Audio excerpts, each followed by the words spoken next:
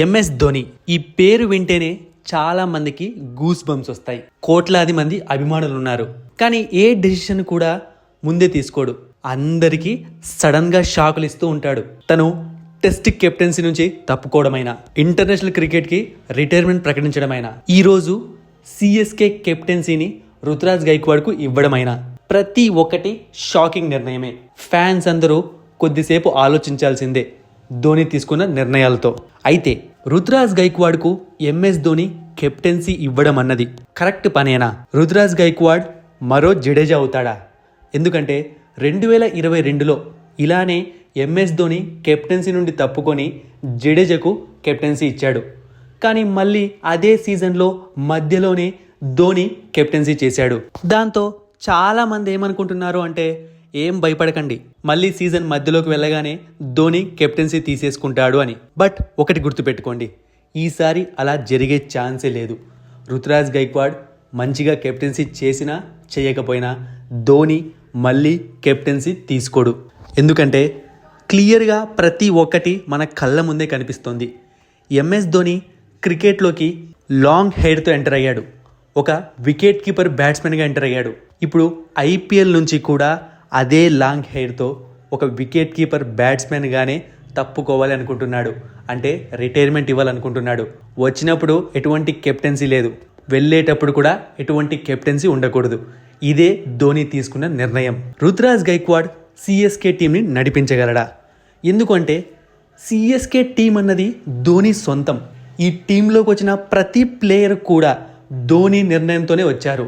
Mega auction, mini auction ఎటువంటివి జరిగినా ధోని నిర్ణయాలతోనే ప్రతి ఒక్క ప్లేయర్ టీంలోకి వస్తాడు.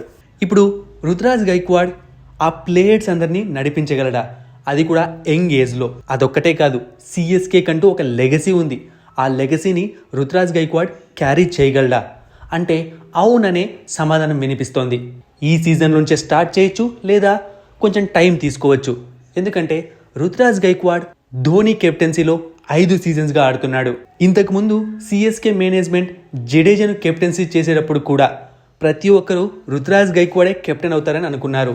ఎందుకంటే రుతురాజ్ గైక్వాడ్ను ధోని ఎప్పటి నుంచో ప్రిపేర్ చేస్తున్నాడు కెప్టెన్సీ కోసం. అంతేకాకుండా రుతురాజ్ గైక్వాడ్కు కెప్టెన్సీ అనేది కొత్త ఏమీ కాదు. గత కొన్ని సంవత్సరాల కాలంగా తను డిఫరెంట్ ఫార్మాట్స్లో కెప్టెన్సీ చేస్తూ వచ్చాడు. ఏషియన్ గేమ్స్లో టీమిండియాకు కెప్టెన్సీ చేశాడు.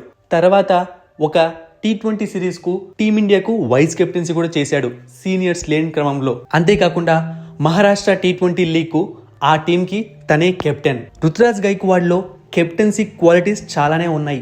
చాలా కామ్గా ఉంటాడు ఫీల్డ్లో. ప్రెజర్ సిచ్యువేషన్స్ని కూడా కూల్గా హ్యాండిల్ చేస్తూ ఉంటాడు. అయితే ఇప్పుడు మనకు తెలియాల్సిందల్లా ఒకటే, తనలో డెసిషన్ మేకింగ్ స్కిల్స్ అనేవి ఉన్నాయా లేవా? ఎందుకంటే ఇన్ని రోజులు తను కెప్టెన్సీ చేసింది ఒక ఎత్తు అయితే ఐపీఎల్లో కెప్టెన్సీ చేయడం ఇంకొక ఎత్తు. ఎందుకంటే ఆల్రెడీ చెప్పాను, సిఎస్కే లెగసీని క్యారీ చేయడం అంత ఈజీ కాదు. Ruturaj Gaikwad young player. ధోని ఖచ్చితంగా రిటైర్ అయిపోయే టైం వచ్చేసింది.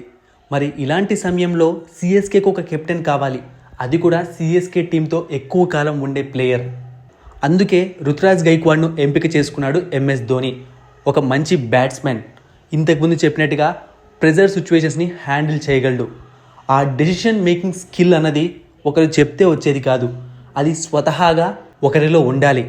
ఆ ఒక్క క్వాలిటీ ఉందంటే మాత్రం ఇక సిఎస్కే టీంని ఎవరు ఆపలేరు. ఎందుకంటే ధోని లేని సిఎస్కే టీంని ఎవరు చూడాలనుకోరు.